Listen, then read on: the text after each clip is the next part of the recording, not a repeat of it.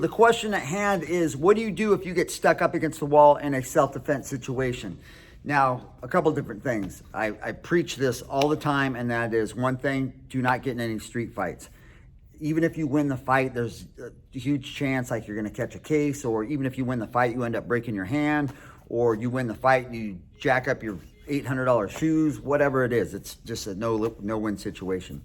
So that's why I'm going out with this. Now, but again, somebody had hit me up about what do you do if your back gets stuck against the wall. Now, back in the day, I don't even know how this came to be, but the old guys that were teaching self-defense said anytime you fight one or two attackers, put your back up against the wall, because for whatever reason, I don't know, because then you didn't have to worry about somebody behind you.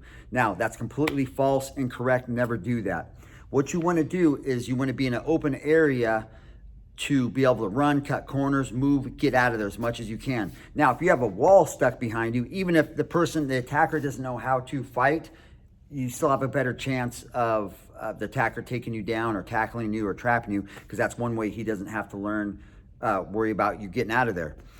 Now, in the sport of boxing or MMA, the person that controls the fight is the person in the center of the ring or the octagon, okay? Now, I can cut corners off, I can put you up against the fence, I can put you up against the ropes, anything like that, if I'm in the center of the ring, because I'm controlling the fight.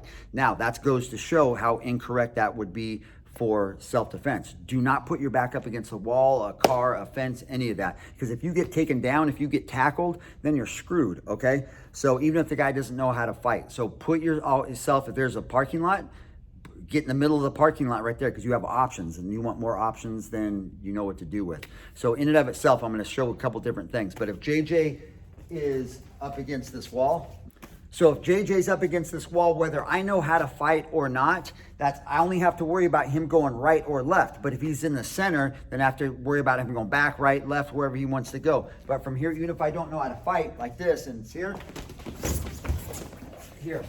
okay? So I'm just gonna tackle him, get him up against the wall, work from there. So now we're gonna go over how not to do that.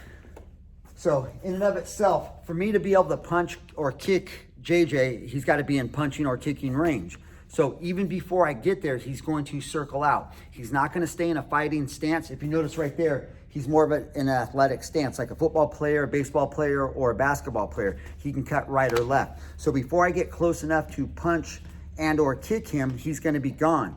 Now this person probably doesn't know how to fight. And we have somebody new, Christian, just started with us today or last week. So he's not quite versed in everything and how we put this together. So what I'm going to do is have Christian tackle JJ up against the wall if he can or can't. And JJ's not going to let that happen, or we'll see what happens with this. So it gives you a little bit of a live scenario. So Christian, tackle him. Again, please.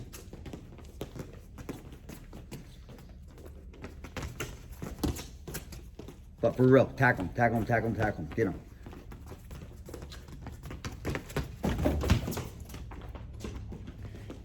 Now, if you notice, and that wasn't choreographed, obviously, or whatever, Christian was trying to get him. Once JJ gets out in the middle, like he's out in the middle open, he can do whatever he wants. He can just run, and that's what I suggest to do. So I can give you a bunch of like crazy techniques, like poke his eyes out or whatever the heck these people are teaching to do. But my point is, I don't want you to get in a confrontation. I don't want you to get in a fight. I don't want people to put hands on you. So just don't even let it happen. Even before they get close enough to be able to do that, move. Just run if you have to. Here's the thing, like, and it's cool, you'll see guys like up against the wall.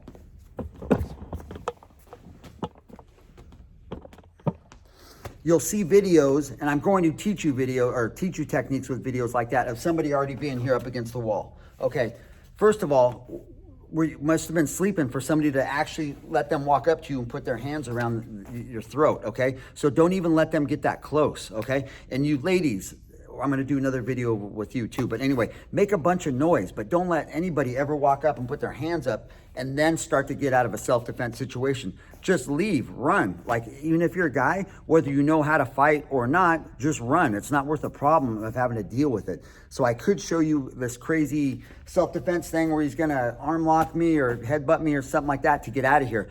But my whole point with this thing is just don't even let him get close enough to do that. So as I get close to JJ, all he's going to do is leave, okay? And if I'm trying to attack him, like, I don't want to make a bunch of noise, or I don't want him making a bunch of noise and having other people look and stuff. So that's the best case scenario.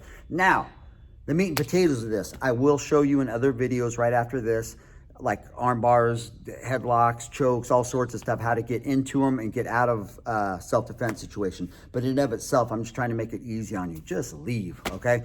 If you have questions, if you have comments, hit us up.